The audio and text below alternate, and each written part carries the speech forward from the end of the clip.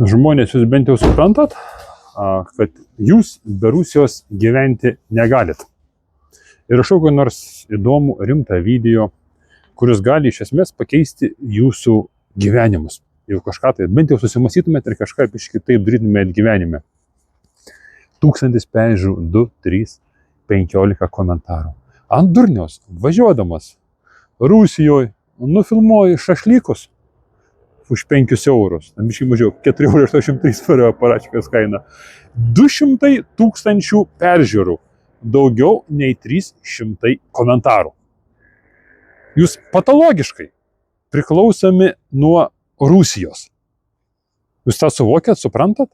Jūs keliatės su mintimis apie Putiną, Rusiją, pietus valgot, pusryčiaujat, vakarieniaujat, prieš miegą tikriausiai pasižiūrit, kas ten tokio vyko Rusijoje, kas ten tokio vyksta.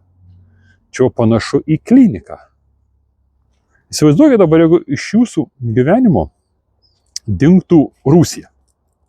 Dabar garantuoju bus komentarai, ką tu darytum? Man tai Rusija vienas iš 250 valstybių.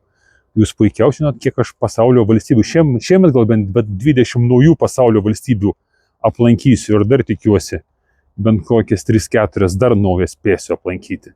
Man viena iš tų šalių. Kas būtų su jūsų gyvenimais, jeigu dingtų Rusija, dingtų informacija apie Rusiją? Pas jums gyvenime realiai būtų tuštuma. Jūs nebesuprastumėt ir nebesuvoktumėt, kaip reikia gyventi. Pasakykit, kad aš klystu, kad aš nieko nesuprantu ir jums Rusija nesvarbu ir jūs Rusijos kažkodėl tai pas man kanalė žiūrit.